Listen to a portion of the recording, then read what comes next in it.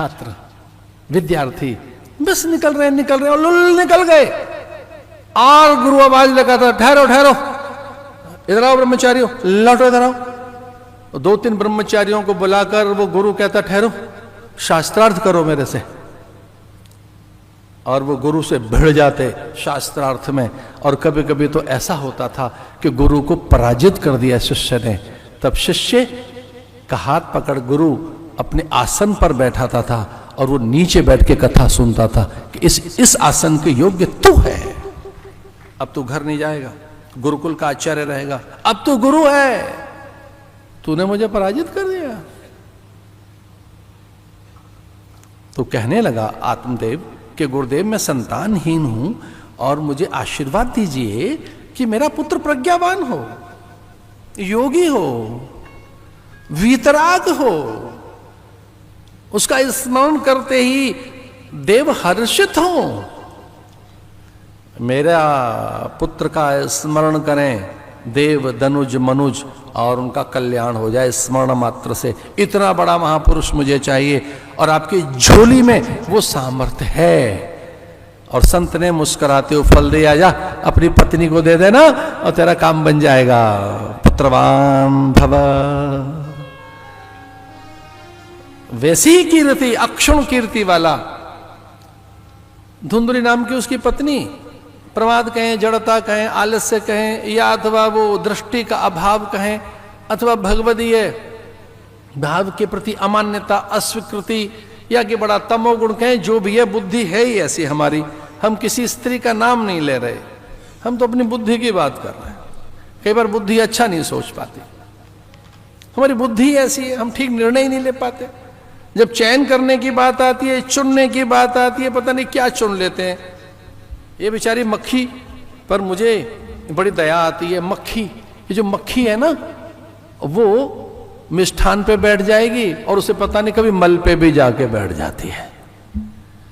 मक्खी भिन भिनाते हुए मिष्ठान और मल दोनों पे बैठ जाती है, धूल फूल दोनों बैठ जाती है।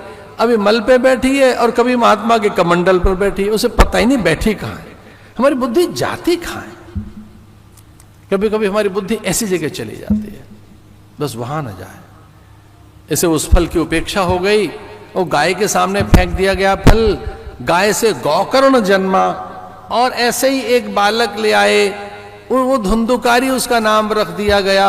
पति से अनभिज्ञता में कई बार हमें पता ही नहीं हमारी बुद्धि क्या कर रही है।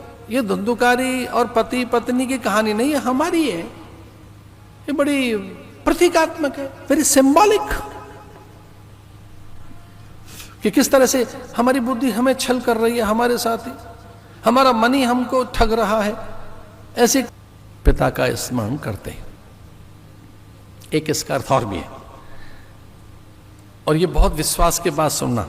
जिस दिन आप सच्चे मन से पुकारेंगे, उपाय आपके पास होगा, उसी दिन उपाय होगा, उसी दिन। उसे गुरु को पुकारा, गुरु और उपाय, गुरु उपाय को भी कहते हैं। गुरु तारक सत्ता है। गुरु का स्मरण किया, गुरुदेव आपने तो कहा था प्रज्ञावान पुरुष होगा, ये तो दुराचारी निकला। तो वो पुत्र जो गाय से प्रकट हुआ था, गौकर्ण प्रकट हुआ और पिता को उपदेश देने लगा, धर्मम भजस्व सततम। आप पिता धर्म की ओर लौटें, वो धैर्य देता है, वही साहस देता है। सुख शास्त्र कथोज्वलम, मैं उस सुख के शास्त्र की, उस कथा की उज्ज्वलता को प्रकट करूंगा। ज्ञान यज्ञम करिष्यामि, मैं ज्ञान यज्ञ करूंगा और ज्ञान के माध्यम से अपने उस भाई का तारण करूंगा। उन नर्तकियों ने उसे जिंदा जलाकर धरती में गाड़कर चली गई और वो प्रेत योनि में गया। धन्या भागवती वार्ता प्रेत पीड़ा विनाशिनी। एक इसका अर्थ है सब प्रकार के दुखों का शमन करती है ये कथा।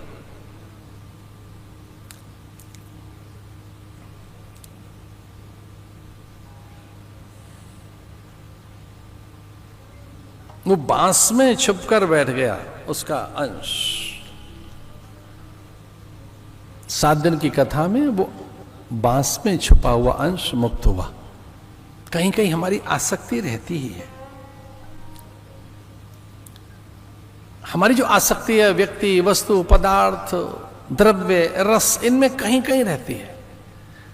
बीन बटोर कर ध्यान से देखो आपकी आसक्ति कहां है, उसी पर प्रहार करो, अपनी जड़ता पर, अपनी दुर्बलताओं पर, अपनी मूढ़ मान्यताओं पर, अपने पूर्वाग्रहों पर।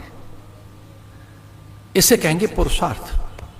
पुरुषार्थी वो है जिसे अपनी दुर्बलताओं का बोध है, जो अपनी दुर्बलताओं को जानता है, जो अपनी कमजोरियों को जानता है, उसी को पुरुषार्थी कहते हैं। और उसके निराकरण के लिए जो तत्पर हो गया है, इसका नाम है आत्मनिरीक्षण। कभी कभी निरीक्षण करिए, जैसे हम घर का निरीक्षण करते हैं कि वहां कोई है या निंदनीय पदार्थ तो नहीं, उस कूड़े करकट को बाहर निकालते हैं, झाड़ू लगाते हैं।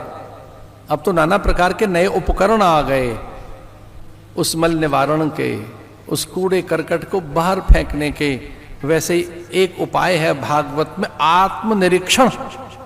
ये भागवत की कथा आत्मनिरीक्षण है। और जैसे निरीक्षण करोगे तो सुधार की कामना और भावना जगेगी कि मुझे सुधरना है। कूड़ा दिखेगा तो फेंकने की भावना आएगी।